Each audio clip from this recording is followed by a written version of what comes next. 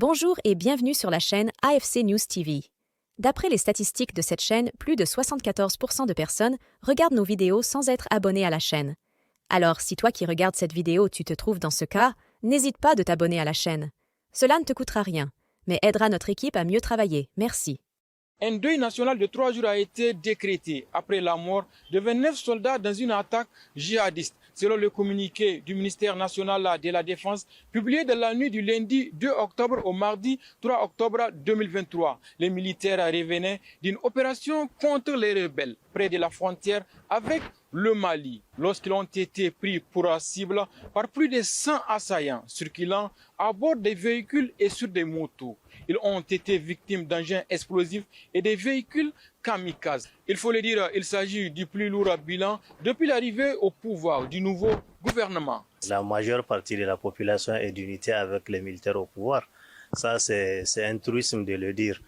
On constate chaque jour que Dieu fait, depuis l'avènement de ces militaires au pouvoir, vraiment les citoyens de leur grande majorité ont approuvé l'action que ces militaires-là ont posée.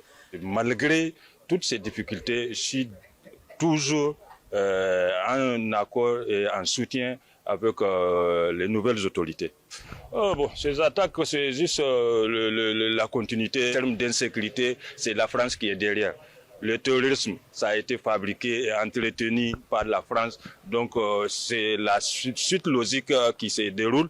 Et sincèrement, nous, on n'est pas surpris de ces attaques, mais on déplore la mort de plusieurs militaires qui sont tombés sur les champs. Nous leur rendons hommage et nous présentons nos condoléances à toute la nation nigérienne, à leurs familles et à tous ceux qui sont épris de paix. Cette attaque intervient au moment où le gouvernement au pouvoir a accepté d'examiner une offre de médiation de l'Algérie pour une solution politique à la crise que traverse le pays. Mais le gouvernement du Niger a rappelé qu'il entendait rester maître du calendrier politique, affirmant que la durée de la transition vers un régime civil serait fixée par le Forum national inclusif.